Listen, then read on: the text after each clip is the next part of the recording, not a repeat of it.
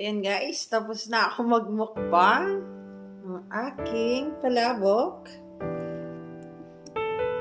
Still, kumakain pa ang aking baby. But anyway, this is my 4 years anniversary here in US. So, sinama na ko sa aking mukbang. So, una, nung dumating ako dito, ang aking visa is for K1 visa. So ngayon, 4 years na ako nakasurvive kahit paano at may anak na kami. Actually, dito na rin ako kinasal kasi ang K1 visa ang pinaka, sabi nila, mabilis. But almost the same din inabot kasi nagkahigpitan nung malapit na akong dumating dito. Kaya inabot din ng matagal ang K1 visa ko.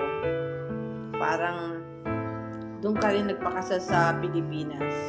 So, ayun lang. I-share ko lang yung aking 4-year anniversary dito sa US. And thank you for watching. Sana nag-enjoy kayo. Well, kung may tanong kayo about K1 visa, mag-like and subscribe lang kayo and put comment sa aking comment section. Baka masagot ko.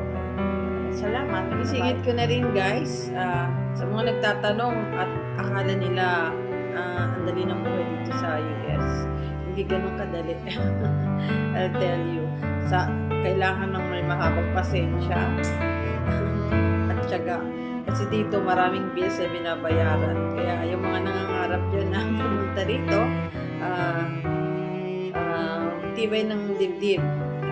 Tiyaga talaga kasi dito hindi uso katulong, lahat tayo ang gagawa. So yun lang, naidagdag ko, lalo na sa mga sanay na kumikita sa Pilipinas at bigla ka na lang naging homebody. Ang laking adjustment. Kaya yun lang, dapat konting tiyaga at saka gawa-gawa rin ng paraan para mag-enjoy dito sa